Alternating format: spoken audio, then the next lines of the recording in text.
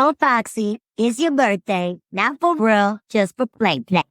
This is Cree Summer, and Moana Nui will be right back.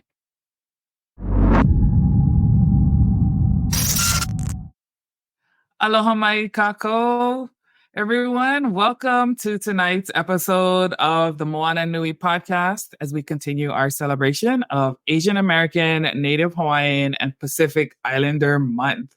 Before we get started, we always want to mahalo and thanks to our sponsor, Papa Ola Lokahi, serving the Hawaiian community and advocating for our health and well-being. We are honored tonight to explore Native Hawaiian and Pacific Islander communities, our organizations, and how we celebrate this particular month and the important work that our leaders are doing. So for those of you who are new to the channel, welcome. My name is Moana McAdams, and I am the founder of the podcast, also a creator for the Adventures of Nakoa and Nohea children's book series, editor and publisher for Wildcard Chronicles comic book series, cultural consultant for Disney's Lilo and Stitch comic book series. More books to come out later this year. If you guys haven't heard about it yet, take a look, check it out. Let me know what you guys think. It's a lot of fun, and I'm really glad I get to work on this project. But as you see, this wonderful, beautiful vahine to my left is my partner, Dana, and I'm so glad I get to spend an hour with her tonight to bring this episode to you all. So I'm going to hand it over to Dana. Aloha, everyone. I am the other half of the Moana Nui podcast. I'm Dana, just like the other half of the show. We both have many hats. I do photography. I work with a lot of different conventions like MomoCon, DragonCon. I do voice acting and much, much more. But with this being Asian American, Native Hawaiian, Pacific Islander Heritage Month, I would like to kick off this episode in honor of this month, the Moana Nui podcast. Well, we will highlight Native Hawaiians that are making a difference in the community. And tonight, we are proudly excited to recognize filmmaker Alaki Ntigan. He is the first Native Hawaiian to have a featured-length film premiered at the 2022 Sundance Film Festival. You can watch his film on Amazon, Peacock, Tubi TV, and Apple TV. So it was very cool. I was looking for people that are really being the first for Native Hawaiians. And when that popped up, I told Moana, hey, I would love to highlight some Hawaiians really doing making some difference and making some headways in places that we're not typically seen. So him being at the Sundance Film Festival is a huge accomplishment for a feature-length film. Definitely check that out for his film that is out there. You can watch it on any of those platforms. So with that, I am going to hand it back over to the yin to my yang, the Renaissance woman of this time, the woman who managed to put a week's worth of effort into 24 hours. I'm going to hand it over to the lovely, the beautiful Moana. So tonight's episode is entitled Navigating NHPI Identity, and what does that inclusion look like in the AANHPI spaces. So tonight we are joined by three wonderful, powerful women leaders coming from different corners of our Pacific Islander community. And I'm excited to bring them on. We initially met two of them earlier this year at our Women of Color conference, which was a wonderful, powerful conference for our community. And I'm gracious for them agreeing to come on tonight. So the first person I would like to introduce is Lulu Wolfgram. She is a first generation Tongan American born and raised in Salt Lake City, Utah. She's the director for PIC2AR, Pacific Island Knowledge to Action Resources Incorporated, Empowered Living Services, where she strives to lead and guide a team, providing direct services and resources, including peer-to-peer support groups to our communities, with a background in leadership and development, certified in various areas of business.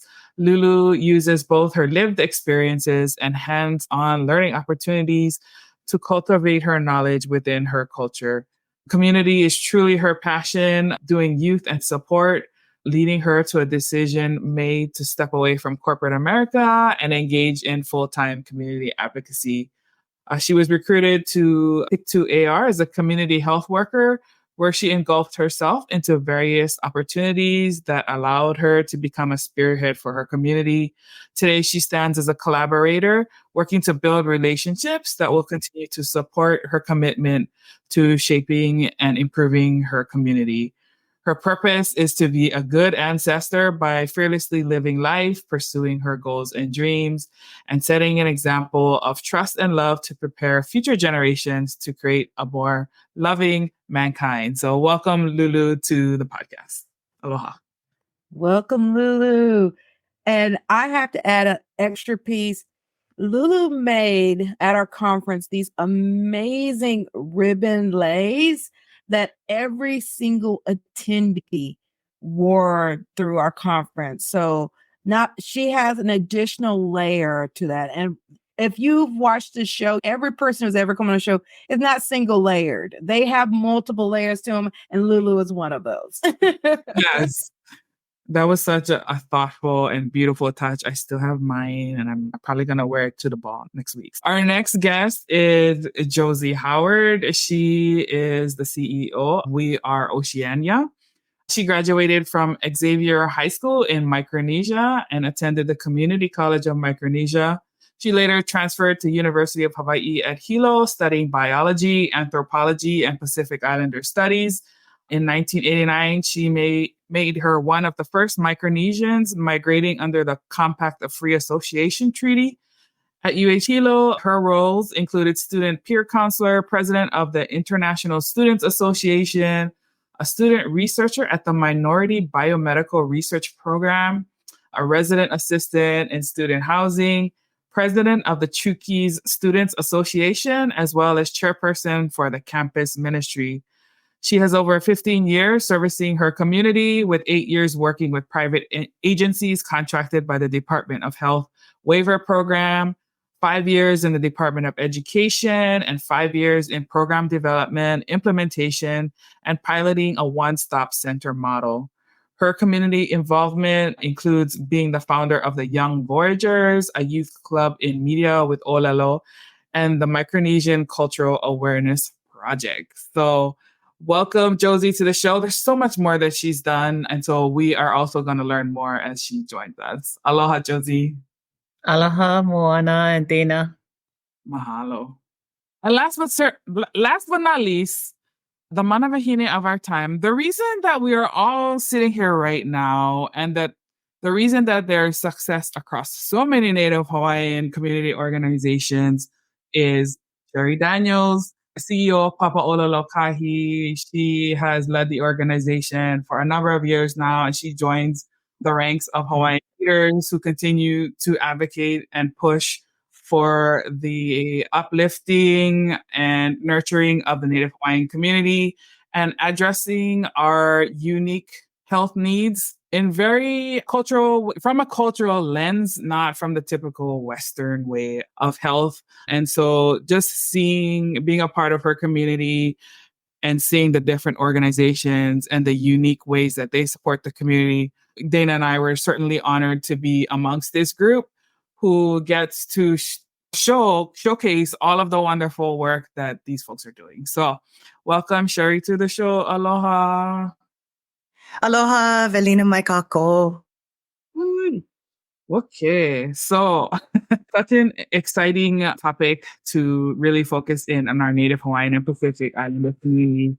In the intros, I gave a little bit about you guys and your organization, but I would like you guys to tell us from your perspective, a little bit about you and your organization, and how does your organization serve the community?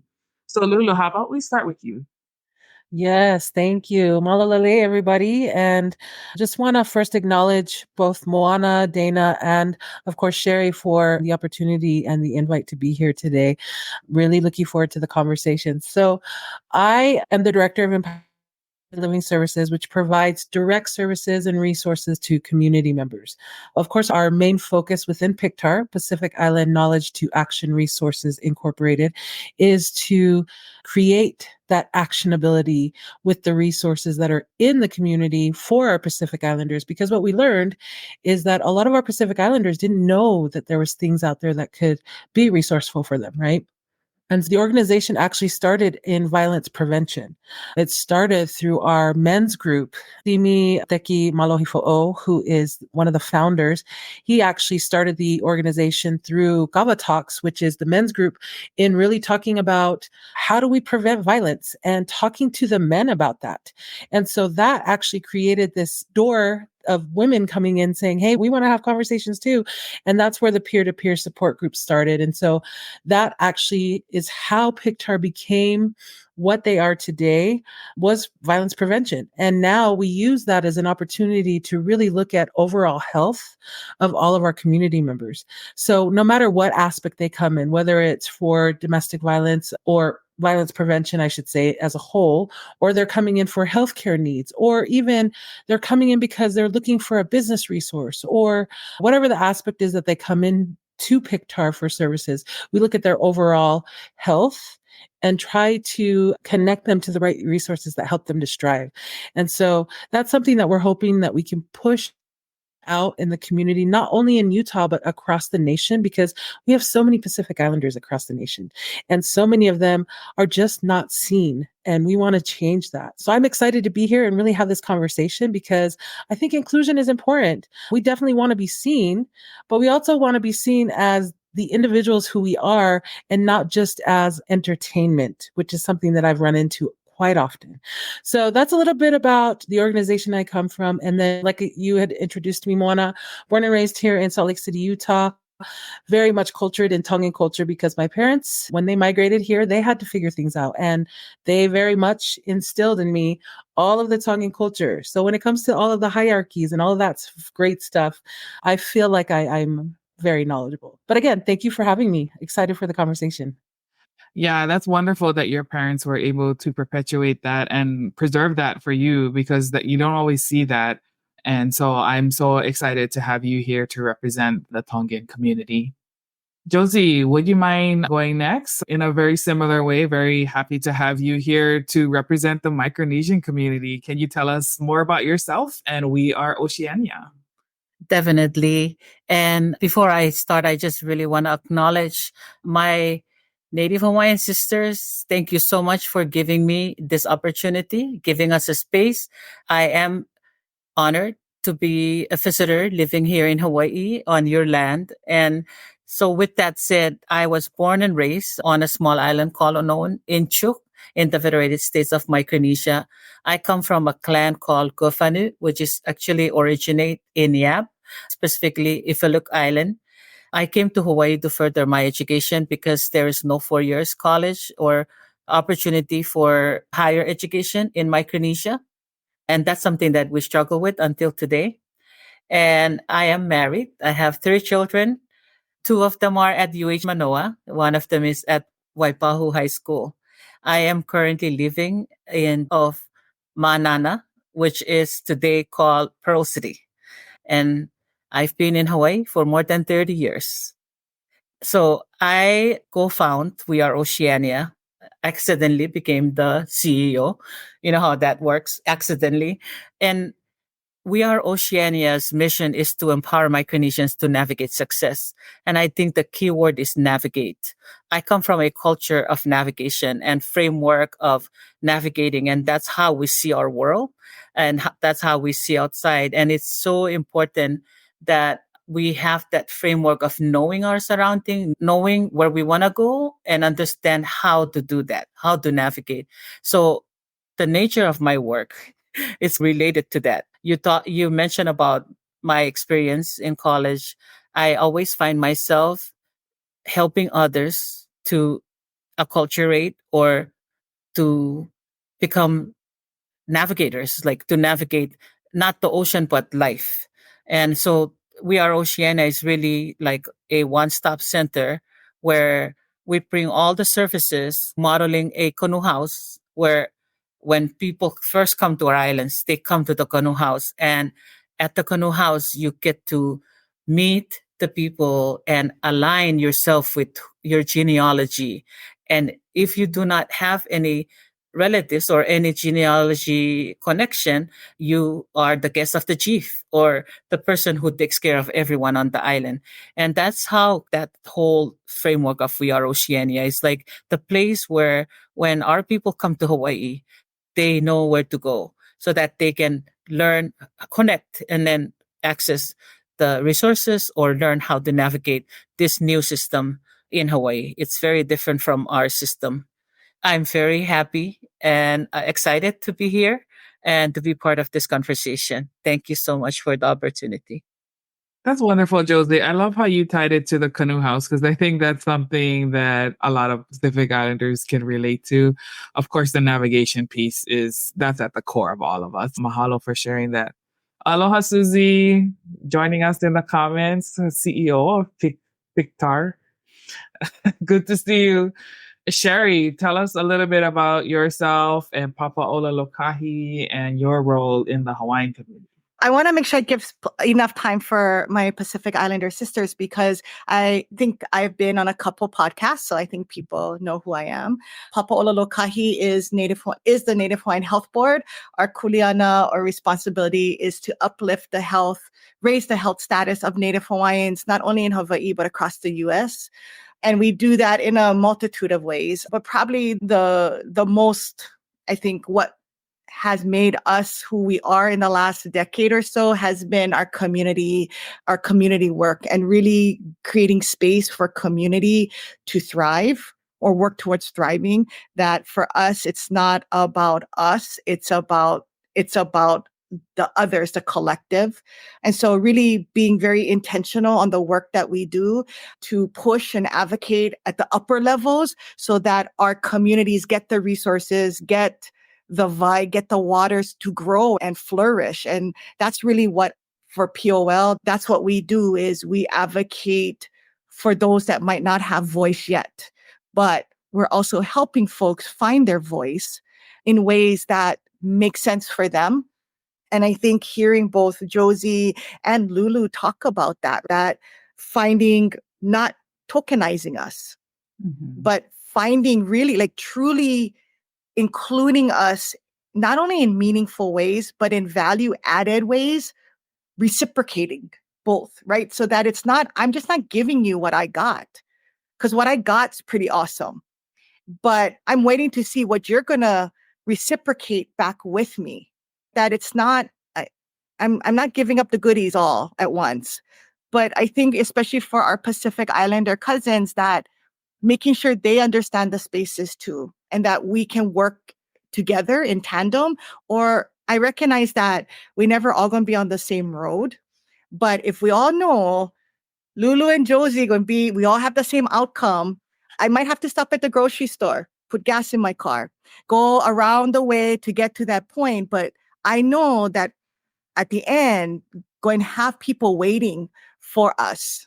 And I think really that's for POL, that's really important, that we're not going to do the things that have been done to us through colonization and oppression, that we're going to show that there is a different way that we behave, that we know what our community needs. We know how to do it. We know how to deal with how our community navigates the issues that we have. None of our communities are perfect. We disagree plenty. We hard hit plenty times too. But at the end of the day, we all are committed to our community. And I think we got to stay true to that. And I hope that's what POL does, is allow us and our Native Hawaiians and our Pacific Islanders and other communities to stay true to themselves. And so, yeah, why I'm here, I think. Mahalo nui. We are so happy that you are here. Alrighty. So we are celebrating AANHPI month. And I don't know about you guys, this is a mouthful, that whole acronym thing. For those who have never heard the term, it was, I guess it started as a week and then it got expanded into a month. I don't know about you guys, but I celebrate being a Hawaiian every day of the year. But I appreciate that there is a month where, we have our special attention. I have a lot of 2 cents comments on that, but okay. Well, let's just go with that. Go, Sherry. let's just go. Yeah, I agree with you that I appreciate recognition of a month, but I think all of us can agree we are who we are 24/7, 365, right? Doesn't matter. It doesn't matter what space, where we are, who we are, and that's not going to change. But I also really strongly believe that I'm sure there's a background on how we got included in this, but I think from our communities, there's other months that are just as important or probably more meaningful. We have Olelo Hawaii month, which is February, but we recognize our national days of, right? La Ho'iho'i'ea, La Ku'oko'a. And so, yes, I'm appreciative that we get an opportunity, but I often wonder when I see things that it's still very non-inclusive of us. Mm-hmm. Sometimes it feels like we are like added on because somehow somebody went, "Oh, that's right. Let's don't forget the PI." And I say that because I still hear AAPI all the time. And I get it and I understand, but I'm not included. NHs aren't included when you don't put our 2 letters, and not that 2 letters make a difference, but to some it does. And I think the misconception is that we get as much opportunity to be uplifted. And I think in some spaces, yes, but not in all spaces. And I think that's what we got to say is we shouldn't be just celebrating in May. It should be all the time, right? That should be what it is. So that's just that's my 2 cents to kick us off in this kind of conversation. Mahalo. Yeah, I just want to chime in on that as well, because I agree with Sherry. And I think one of the things that I look at when I think of AANHPI, I feel like as Native Hawaiian Pacific Islanders, we are looked at infrequently. That's the word I would use, is infrequent. You talked about it at the beginning of the introductions, and not that I have anything against our Asian American cousins, okay? But there's a lot of recognition for their ancestors, and there's very little for ours. And so that for me is a big conflict, even because I do a lot of research because I want to teach the youth about how this all came to be. And if you really look in history, they didn't even really acknowledge islanders in any way until the 19th century. And then as more and more of our islanders, our Pacific Islanders, migrated and Hawaii was taken over, then they decided, oh, we should probably acknowledge you too. And it was actually, her name was Jenny, I want to say Jenny Jean. I need to look up her name real quick, but I know I have her name. She was the one that was pushing for the acknowledgement of May month, right? And it wasn't until 1990 or something like that she made it happen. Jeannie Jew, sorry, that was her name, Jeannie Jew. And she just said, oh yeah, Asians and Pacifica, people of the Pacifica. And it to me is, oh, so you just decided, oh, let's just throw them in because they come from the same kind of area, vicinity of the same area, right? So that for me is an issue. And I feel like the way the census, the government looks at it, is they've taken like 50 different ethnicities and put them together and said, oh, you guys are the same category. And that to me is an issue that I think needs to be addressed. And also to the point that Sherry made, we should be acknowledging our ancestors every day. Like here in Utah, August is important to us because we actually were able to get the governor to acknowledge it as the Pacific Islander Heritage Month here in Utah. And so throughout that month, we have many activities that share our culture to our community. And I do see value in the point that Native Hawaiians also need to be acknowledged because of what they went through, right? It's the same thing that we see historically across the world. So much colonization and to not include Native Hawaiian in those titles of AANHPI, as some people do, when they just say AAPI, is not acknowledging ancestors. And for me, it's very important that we acknowledge all of our ancestors because you're all my cousins. That's the reality. That's how I see it. Sorry to jump in, Moana. I wanted to continue on what Sherry was saying because I totally agree. And I just have these different perspectives of like, how come I can't find this information in history of like when they actually decided to acknowledge us? And yes, we are still fairly new here, but our ancestors that we're developing, our ancestors in training need to know this. Mm-hmm. Otherwise, how do they know who they are? How do they find their own identities? Absolutely. Josie, would you like to build onto this particular point? Definitely. There's a lot of thoughts in my head as I'm listening to Sherry and Lulu. They're also shaping what I'm thinking about. And so maybe I will start here where I totally agree with them that that acronym a lot of the times, and if Sherry can feel it and Lulu can feel it, imagine me feeling the PI. I feel the coconut stick, and I'm at the very tip of that. That I'm like almost just fall off, or like maybe nobody even notice. So I do feel very small when it comes to that identity or that grouping. But as we talk about history, I came from an upbringing that it's really living off the land and living according to the way we live. Like I never knew the world before I step out of that island. So my knowing is our way, and who I am. So this is why I see it differently. Where if you notice the name, we are Oceania. It is a naming that relies on the knowledge and the wisdom of our ancestors. I use the word Oceania because it is one of our scholars, Pacific Island scholars, who found that word or who argue the naming of the Pacific as was named by a Westerner, not one of us. But Oceania is our indigenous way we look at our ocean. And I look at it, and when we talk about people, we always say Rafanier and Rewon. Rafanier are all of us Pacific Islanders, so people of Oceania. Rewon are people that are white skin and they're from up there, and I guess they're from the continent. So that's my world that I grew up in, and that's how I also see the world. I do see a world of unbalancedness and a world of unfairness.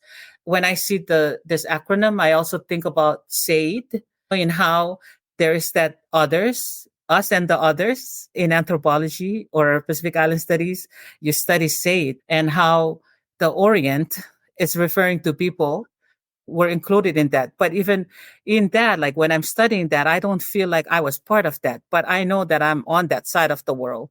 I think what I'm really interested in is creating and shifting this framing and this world to, yes, to recognize who we are. And we have to create that. We cannot depend on others to do that anymore. We have to create it.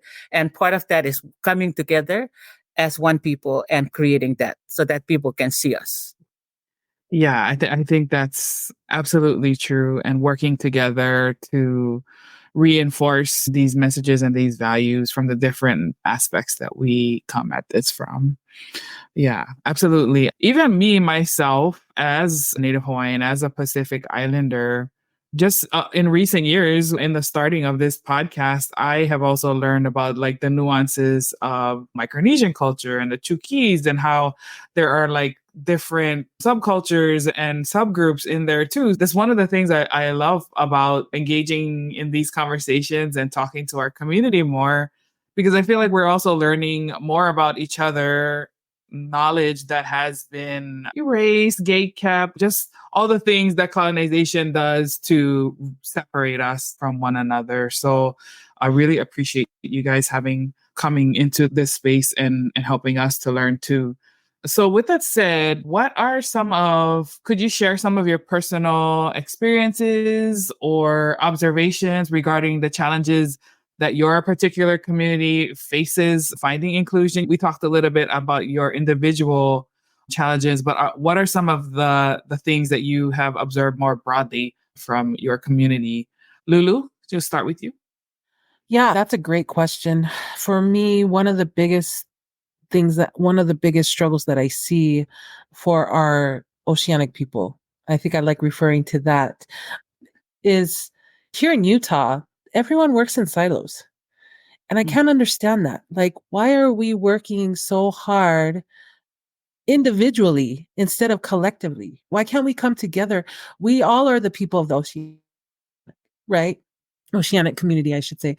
And a lot of times, like, it's almost like there's like competitions, or there's our own community is becoming our own barrier. Some people are wanting to be the first to do things. Some people are wanting to be the ones that are known for something that's being done. But the true value for us to be included is to come together and be collective and actually be seen as a whole, representing our oceanic community, right? That's where, for me, I feel like there needs to be more work done within our own community. Because if we keep working in these silos, we're never going to build that future that our youth need. And for me, that's so important. That's where my passion lies, is our youth. And I don't want our cultures to be lost, our identities to be lost because we're working in these silos. Instead, we should be collectively teaching our youth about the various islands that we come from, the various ancestors we come from, the different things that we did to navigate the seas and be here in on this continent, here in the US, right? For me, I think just looking at not only the fact that we aren't seen by others, but within our own communities. We need to work on that. We need to be more engaged so that we are collectively, collaboratively working towards that goal and making sure that we're acknowledged. Yeah, I really appreciate that you brought that up because I see that too. Unfortunately, I cannot help but notice the growing divide even within the Kanaka Maoli community. Oh, you're not in Hawaii anymore. You in the diaspora. You in fake Hawaiian. Okay. I'm just like, oh my gosh, you guys. That's how deep that colonizer mindset is, right? That's the ultimate goal, right? Is to separate us from one another. Because when we're united, we are a powerful force. So definitely appreciate that. Josie, you want to give your thoughts on this particular topic? Yes, definitely. I see three things, like three memories that pop up when you ask this question. One was when I was in school, and this is academia, in the world of academia. I was a student, graduate student at the Swiss Center, and I was so naive. And I remember our very first day, our orientation day, we all had to put like a thumbtack on the island that you come from. There was a map, and everybody has to nail their island so that everybody else can see. We all got up and put our nails on the map, and we sat back down, and I look at the map, and I noticed there was a lot of nails in the Asian area, in the European area, and there was like few dots in the Pacific, including Hawaii. So that was my first observation. And then throughout the semester, and I was in the program for 1 year or 2 years, throughout the first year, I observed that the topics of conversation or discussion were mostly about the Asian countries. And so I started to think, like, why we haven't talked about me? Like, why haven't we talked about affairs or issues that is facing Pacific Islanders, or like Pacific Islanders, or a tuna or nuclear testing, that kind of stuff. I'm thinking those are important enough topics, but we never talk about it. And so one day the president came in to meet with us, and I stupidly asked the question, like, why isn't that we never talk about the Pacific Island, but we only talk about Asia and the other countries like Europe?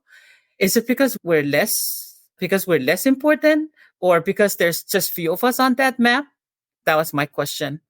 When I walk out of that room, one of my Samoan brother came up to me and he goes, "Whoa, Josie, you were so brave to ask that question." He didn't realize that I was so stupid to ask the question. I didn't those were my discovery. Those were my learning. And the second thing was my first semester.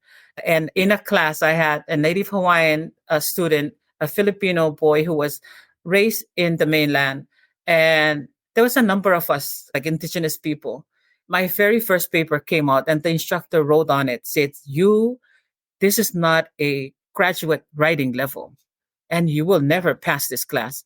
Who I like immediately I thought, because I am a Pacific Islander, because I am a Micronesian, because I come from a like poor educational background, that I will never make it through graduate school. But I made it. But what happened was, I found comfort in the other students, the indigenous students. We all got together. We share our experience. We had similar experience. And this is another discovery. This is another moment that I realized that I was small, and that the world that we live in don't recognize who we are. So I'm like, okay, this is what really motivates me to do the work that I do today. And my goal is that one day we will be recognized. Maybe not in my lifetime, but in our children's lifetime. Thank you. No, absolutely. And it's not absolutely not a stupid question. It takes a lot of bravery to ask those types of questions, but it's actually a very fair question given that it's a university in a Pacific Islander nation. Why are we not centering our people and the focus is always external?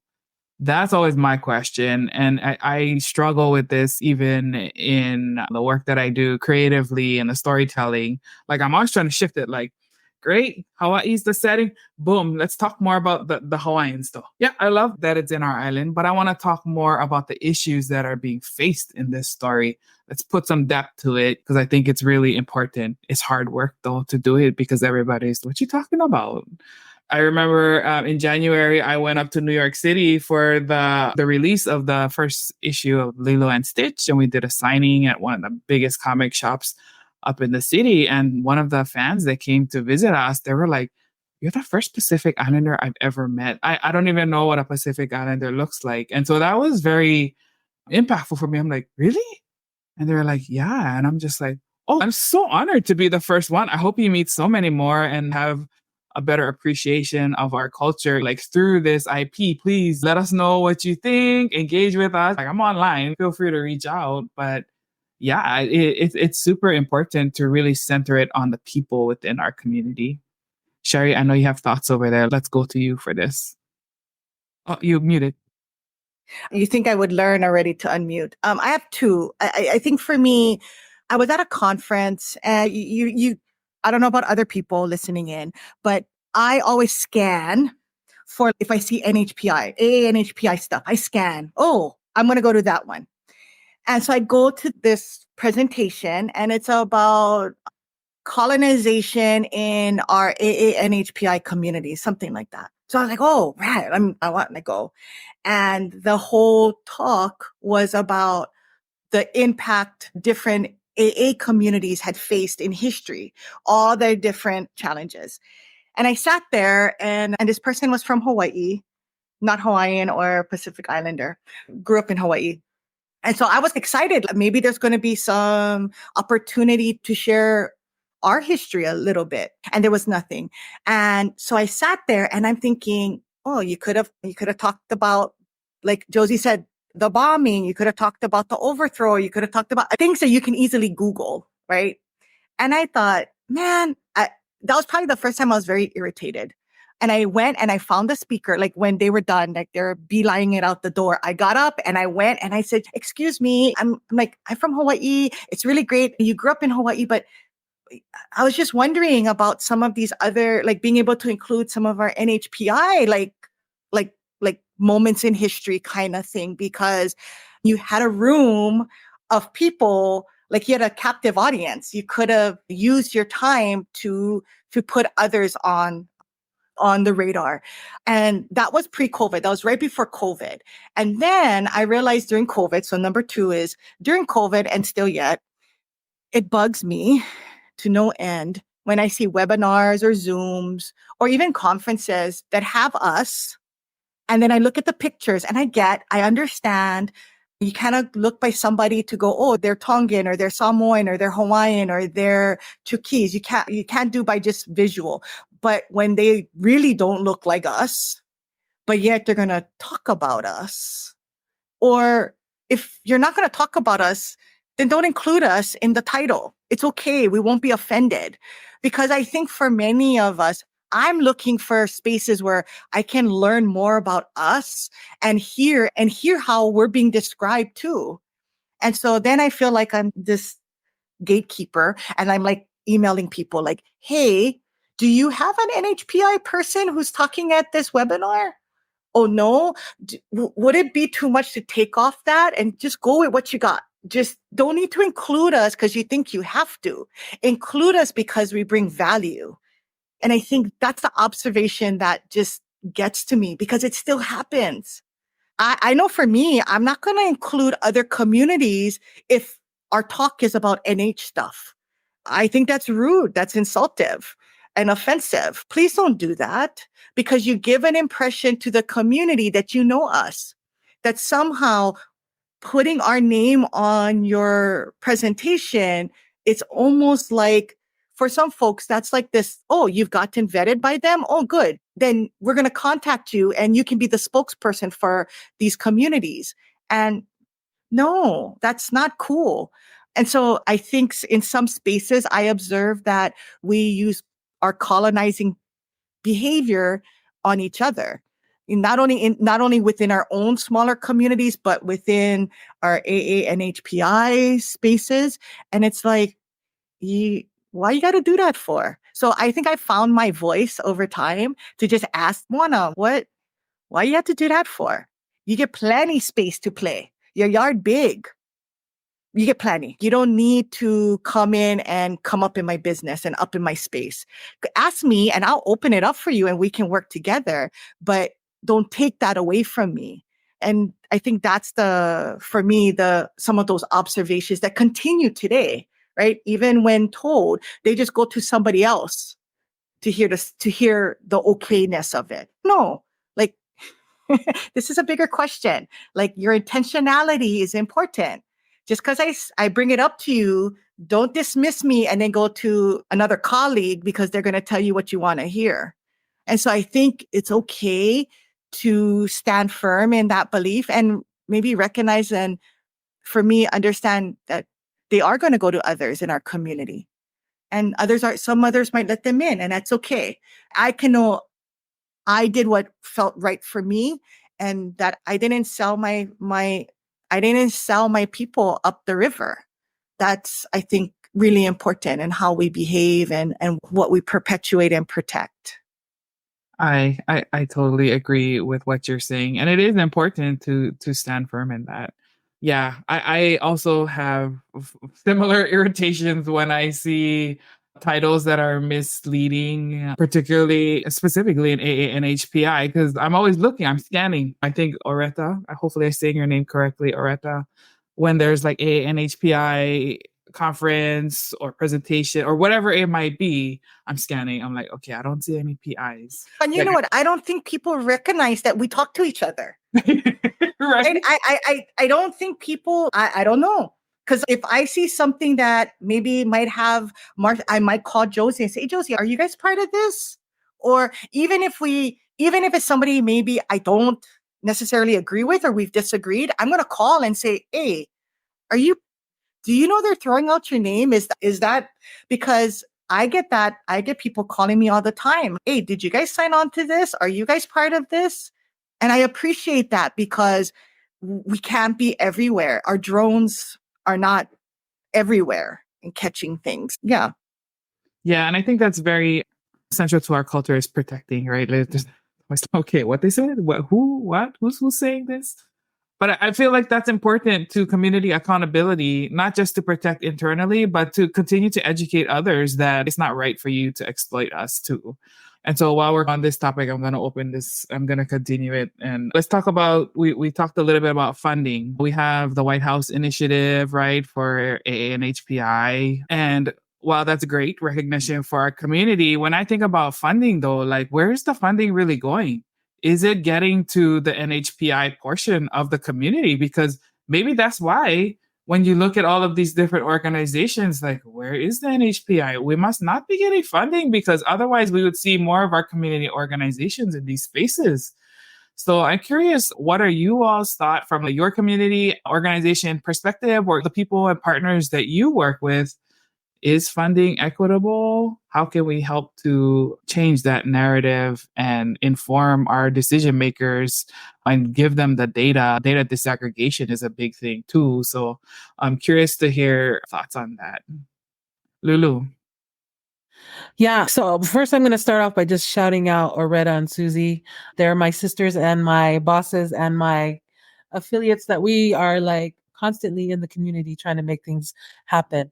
And the reason why I wanted to acknowledge both of them is because I myself have not experienced this directly, but in conversations that we talk about with funding, there have been so many situations where our Asian American community is saying, we are using this funding to improve like the overall health of our Asian American, Native Hawaiian, Pacific Islanders. And then when you talk to them, truly talk to them and find out or look at data that they provide, you're like, oh, you have one Native Hawaiian. So how can you say that you're using this funding for our community? That unfortunately is happening too often.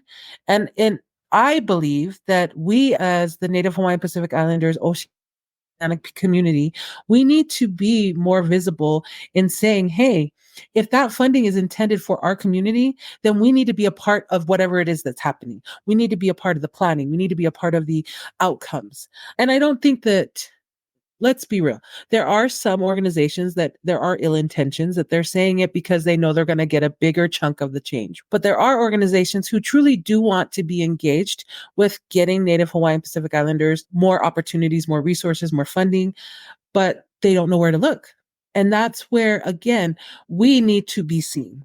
Our community needs to be more engaged in having our voices being heard, telling our stories, making sure that we are the ones getting the funding. We are the ones that are getting that opportunity to provide those resources to our community. Because even right now, we're looking at new funding, trying to get new opportunities so we can do some other things outside of the work that we're already doing. There's so many grants out there that are being provided for Native Hawaiian Pacific Islanders.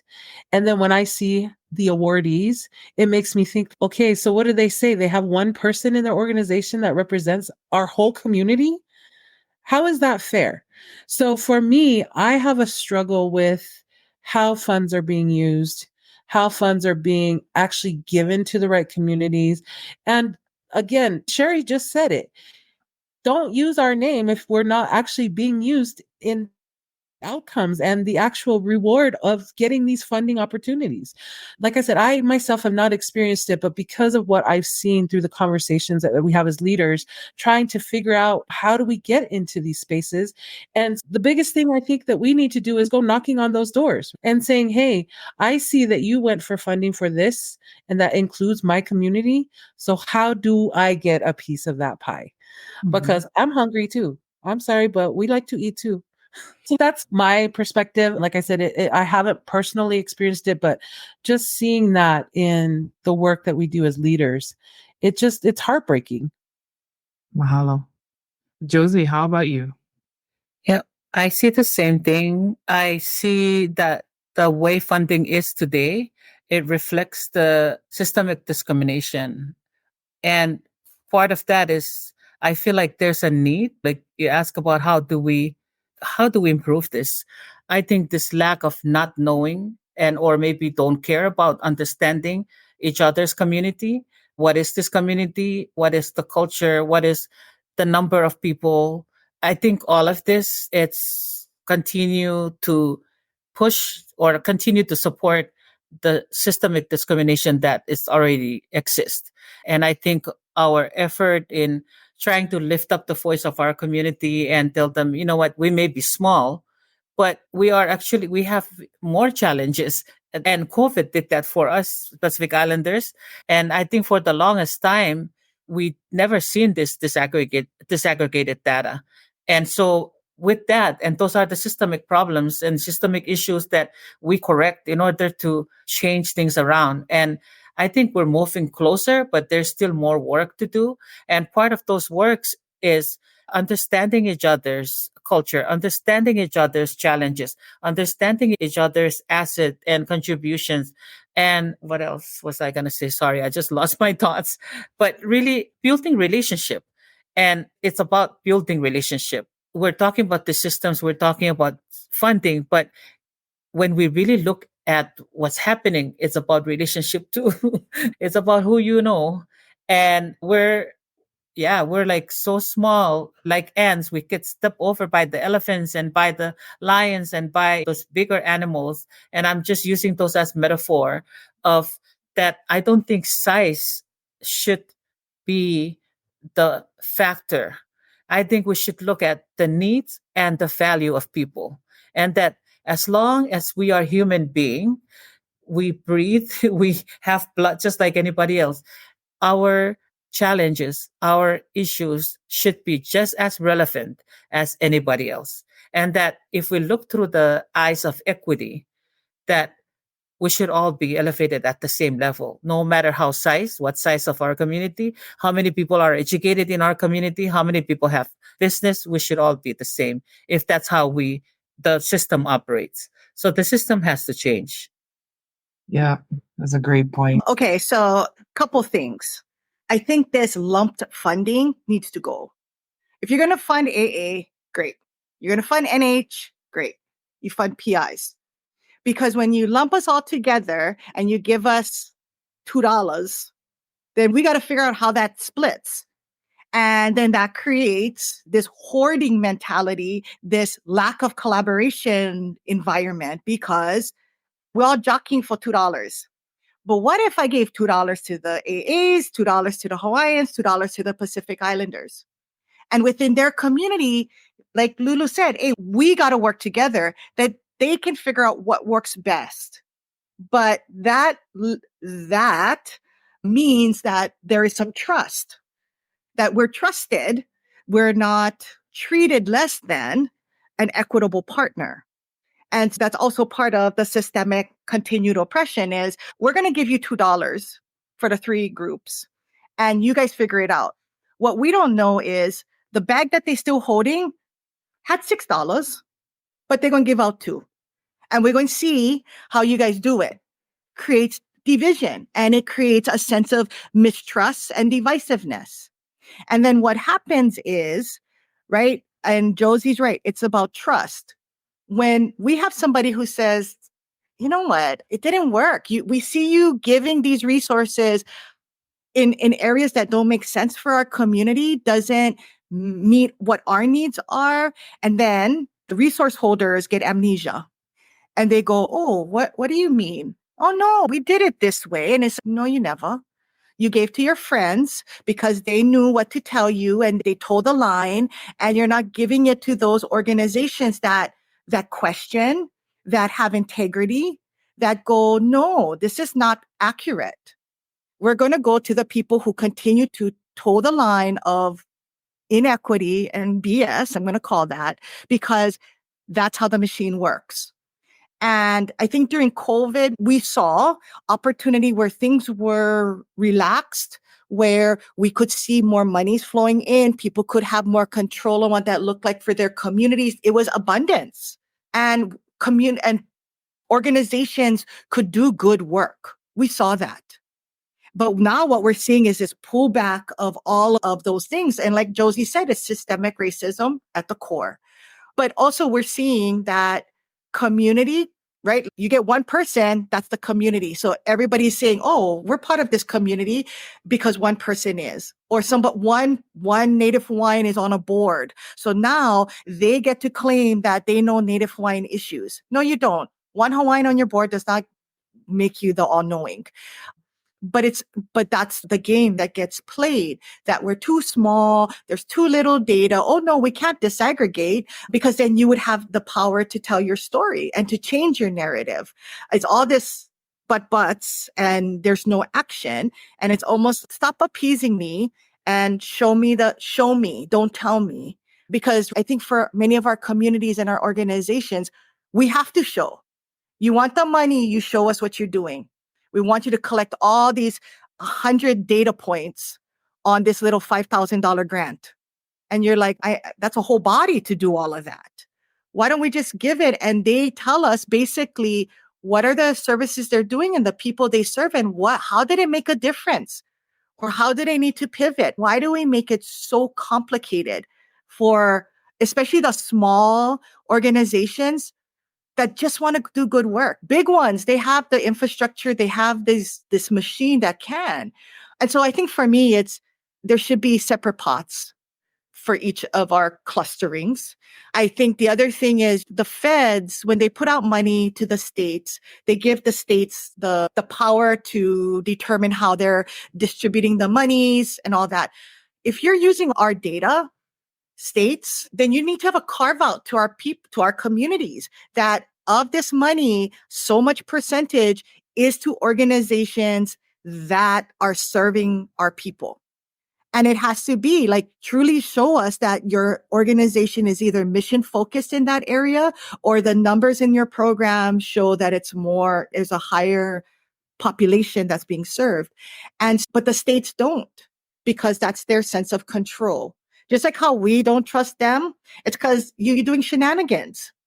You're doing sneaky stuff. And when we call you out on it, you get all, and then you cut us off at the knees and you go, I'm not gonna play with Sherry anymore. And they just work around us. And I think that's just when, like Josie said, when you're pushing against the system that's racist, that's what happens, right? That's the behavior is we're going to eliminate you and keep on going, because people get scared. And a lot of our other partners get scared, right? They start going, we better get back in line. We better be the sheep and get back in line, because we don't want to lose the resources. But I gotta believe that NHPIs especially are a hot commodity, because there is something about us that it is not found anywhere. And there is no recipe out there. And people want us in a million ways because they want to figure out the recipe. And they're not going, because for me, their intention is dirty and it's pilau, and you're not going. And I think that's the thing is we gotta stay true to what our community needs. And at the end of the day, the ones who are going to stay is the community. The community going to do what they have to do, regardless if they get the money. Is awesome. They need it. But right, the community going to feed themselves. Even if Auntie gotta take less, she's going to make sure everybody is fed. We don't want to see that. We want to say, hey, here you go.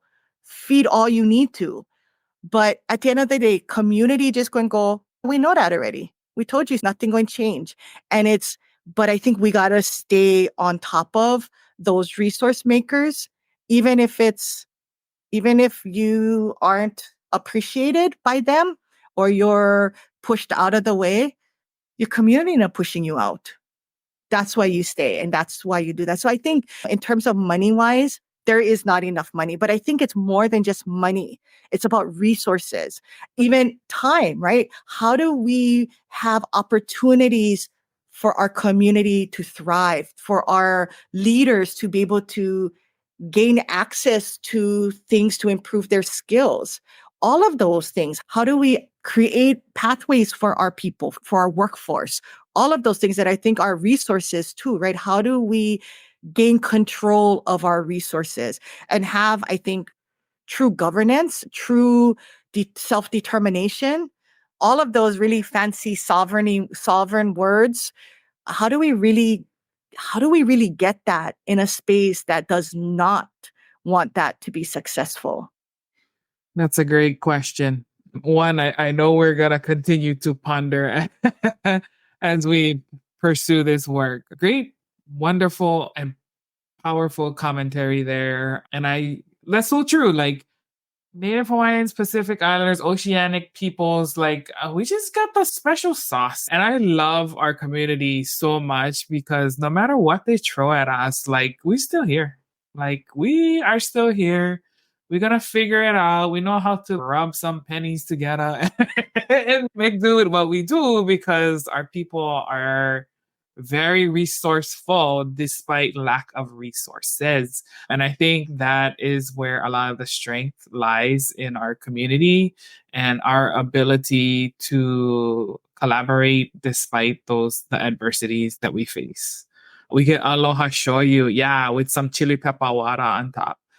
As we said, like we're over our hour. So before we end though, how's about we end on a positive note? Let's pick one person, organization, Native Hawaiian Pacific Islander that you feel is doing wonderful work in the community. Let's shout them out, give them space before we close out. And yeah, so let us know the person or the community, and then also where we can find your organization to learn more about the work that you guys are doing. Lulu, how about we start with you? Yeah, I'm going to shout out Oretta, especially because she's been steadily watching with us and being engaged in the conversation. Oretta has been an advocate, not only here in Utah, but in Hawaii and also in other states for Native Hawaiian Pacific Islanders to truly get the resources and the opportunities. And Oretta has been a part of PICTAR since it started, but became an actual staff member just recently within the last year. And she has come into a space where she is finding ways for us to be more collaborative and collective with the other organizations that are here based in Utah and also organizations across the states because she has those relationships. And I will honestly say, and Oretta, I'm not saying this just because I'm online, but she's my hero. I want to be like her. I want to be like her and Susie and really get those relationships because those are what are key. Those are some of the things that all of us have said is the relationships that we build will allow us the opportunities to do more for our communities. I think if we just come together and be more collective as a community, and really represent who we are, represent our ancestors. That's truly going to help us to get that step up on being able to do more and being able to be seen. As far as like getting in contact with me, my direct email is lulu at pictar, PAIK, the number 2AR.org. And that's actually our website as well, pictar.org. We're also found on both Facebook and Instagram under Pictar. All that information, I could just type it into the chat and then we can have it posted on the page. But yeah, we would love to hear from not only local people here in Utah, but everyone across the nation, like all of our Pacific Islanders, Native Hawaiians, Oceanic people. Let's come together like this. Let's make this something that we make a priority, is that we create our relationships across the different states and truly make our ancestors proud. Oh, Thank you. 100%. Yes. Prioritize. Love that word. Josie, how about you? Okay, so I'm going to stay true to who I am, and I am going to recognize, shout out to everyone in the Native Hawaiian Pacific Island community that have really stepped up and had to those before us that had paved the road. And for us currently who are doing this work to bring equity for our community and to our children who will be leading tomorrow. And I also want to recognize our other AA organizations that have been supportive to the work that we do and have done their part in helping us reach equity in our AANHPI community. And to reach me, very easy, contact at We Are Oceania, or you can visit our website at www.weareoceania.org. Thank you so much for this opportunity. Mahalo, Josie. Sherry? Okay, so for me, similar to Josie, way too much people to thank. I have a lot of people that I fan crush on, but I think there's so much good work, so many community from big to small, everything in between. So in Hawaii, out of Hawaii, everywhere. So I want to shout out, if you are NHPI, if you're an ally, mahalo, mahalo, mahalo, because the work continues. There's that. papaolalokahi.org, Facebook, Instagram, Twitter, as well as our website. And you can find out how to reach me there. I do want to put in a plug. If anybody on the call, Native Hawaiians, I'm doing a kahea out. We're going to be doing a road tour 24, we're calling it. More info to come. But it's really an opportunity for me to sit with people across the country and talk story. Just talk about what it means to be Hawaiian, what is the struggles, what's the successes. That's it. In small groups, 2 people, 3 people, no more than 8. Grab coffee, grab some food, sit at a beach park. We are going to all 50 states because I think that shows that we want to hear that our NH voices matter. So if you guys know NHs anywhere in the country, I'm looking for those obscure states like Delaware, New Hampshire, that kind. Think at Hawaiians, but there's Hawaiians in all 50 states. That is what I'm looking for. So if you know where I can find some, let me know, please. I love it. Road tour. Let's go. Mahalo, Sherry. So, with that said, I just want to thank you all again for sharing your time, energy, perspectives, value, mana'o, and prioritizing this time for our community and being persistent and resilient in this work, because it does take dedication, energy, all of those things, especially when we are up against the adversities and the challenges that we do face. So, love having these conversations, especially because it seems to be, I don't know why, we don't do this intentionally, but it's always wahine who are like going up. And Lulu, maybe we can talk story with some folks from your organization, the gentlemen who do Kava Talks, because I did see some of their things. I think when I first met Susie and was learning more about Pictar, and I had checked out some of the podcast episodes of that. With that said, check out Kava Talks, get that male perspective too, because I think it's important. There are some issues in our community that we tend to shy away from, but I think having those opportunities to open it up and have very open, frank, and understanding in those conversations, not judging, so that our men can feel protected in a different way and supported by the wahine who are around them and are a part of their lives as well. So yeah, Dana, anything else that you want to add before we close out for tonight? For those that are watching, if you want us to continue this conversation, or especially our panelists, because I know we haven't even gotten into the meat of this conversation yet. Me and Moana knows a lot of these conversations. We know we're going to have a part 2, part 3. So we definitely have to figure that out. But especially those that are tuning in, if there's a topic that we haven't tackled yet on the show and you would like for us to discuss, please message us either through any of our social media messages through there, or you can email us at Moana Nui podcast as one word @gmail.com. And we're definitely open to other topics, especially topics that affect the Native Hawaiian Pacific Islander community. I know Moana didn't even touch all the questions she came up with tonight. So we definitely have to continue this conversation, because Moana knows offline, this is very close to me also, because it's a battle I fight within corporate America with all the companies I've ever worked for, because I constantly for the longest up until President Biden came into office, it was just AAPI. And then when Biden came into office, they updated it to include us into the month that we're seeing. But I still see places leaving the NH out of the month, whether it's they just put AAPI or they just leave us out totally. And me and Moana both be looking like, who's on that panel? There's one Pacific Islander, Native Hawaiian on the panel. But we see that it's always very strong with, like you said, of our Asian brothers and sisters, but we're out there too. We have representation. I'm very proud and excited that at my company, our chief human resource officer is a Native Hawaiian. I was like, when I saw that, I was like, what? Which made me want to join this company. So proud to be in this company, because I don't see that in Fortune 500 companies, seeing one of us in that C-suite. But seeing that diverse C-suite in a 150 plus year old company is very rare and far between.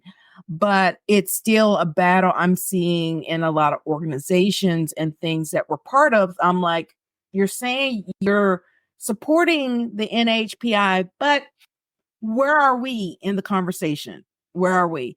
So I definitely feel this is definitely multi-episode conversation with our panelists, and probably even bringing other panelists on, because there's probably other perspectives of other PI communities, representatives that are out there watching that could also give us other perspectives that haven't come onto our show. So if you're interested, as you see, it's a very casual conversation. The hour goes by quickly.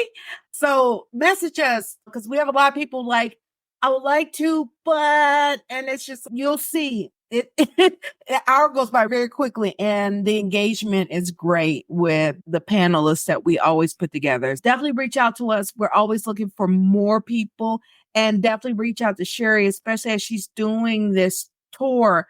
We want to hit those states because trust and believe, everywhere I go, I'm looking like, Where they at? Where they at?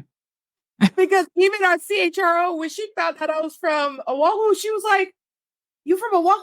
And I was like, "Yeah." Which island you from?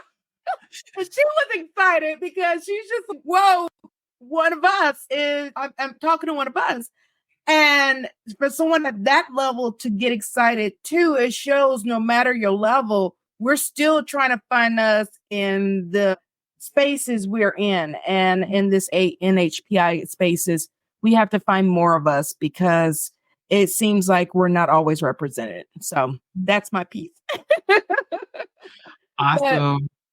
Thank you. I'd like to thank our panelists. Everyone, please definitely reach out to these organizations, and especially if your company is one that has grants or support, please reach out to these wonderful people on our panel to give support, because as I said, funding, if we can't get it from the government, if your company does grants and sponsorships like that, connect them, because we want to make sure every company, the hot word is DEI. This proof of DEI, include more of that DEI into that mix for your company. So that's, I'm gonna get off my soapbox for a minute. Well, mahalo, Dana. Mahalo, ladies. Always a pleasure to share space with all of you. Thank you to our audience, whether you're tuned in live or watching the recording. Be sure to subscribe to our YouTube channel. Help us to hit 1,000 subscribers. That's our goal this year. We're making steady progress. So we appreciate everyone who has joined our va'a as we navigate this crazy world that we live in and continue to find safe passage with our cousins and the relationships that we build. Mahalo nui, everyone. Take care. Until next time. Ahui ho.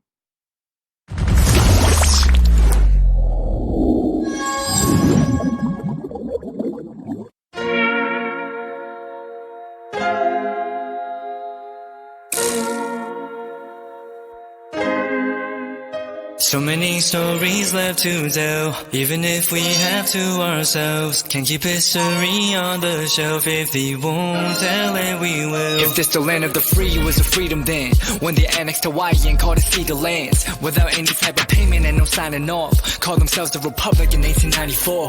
1.2 million acres overtaken from the native Hawaiians. When they resisted, the West retaliated in violence and erasure. The Hawaiian language was banned as part of colonialism's plan to expand, yeah. Stuck between a rock and a hard place. Multiple bombings of Kaho'olawe as a part of their ongoing war with Asia. Used it as a place for target practice. No consent or compensation. Colonizers call for annexation. No work out for all the locals. School will never let you know. So many stories left to tell, even if we have to ourselves. Can't keep history on the shelf. If we won't tell it, we will. Too many stories left to tell, even if we have to ourselves. Can't keep history on the shelf. If we won't tell it, we will. So if we put Hawaii into perspective, well, Black and Asian history is interconnected. Considering the fight with the Pacific, then of course versus Asia, he was treated as a middleman for war, but didn't let the Western colorism run its course, cause dark skin was a sign of dignity to core. The land was taken in the name of capitalism, when prior to it was an actual kingdom. Clap back at the system. Stuck between a rock and a hard place. Multiple bombings of Kaho'olawe as a part of their ongoing war with Asia. Used it as a place for target practice. No consent or compensation. Colonizers call for annexation. No work out for all the locals. School will never let you know. So many stories left to tell, even if we have to ourselves. Can't keep history on the shelf. If we won't tell it, we will. Too many stories stories left to tell. Even if we have to ourselves, can keep history on the shelf. If we won't tell it, we will. So many stories left to tell. Even if we have to ourselves, can keep history on the shelf. If we won't tell it, we will. Too many stories left to tell. Even if we have to ourselves, can keep history on the shelf. If we won't tell it, we will.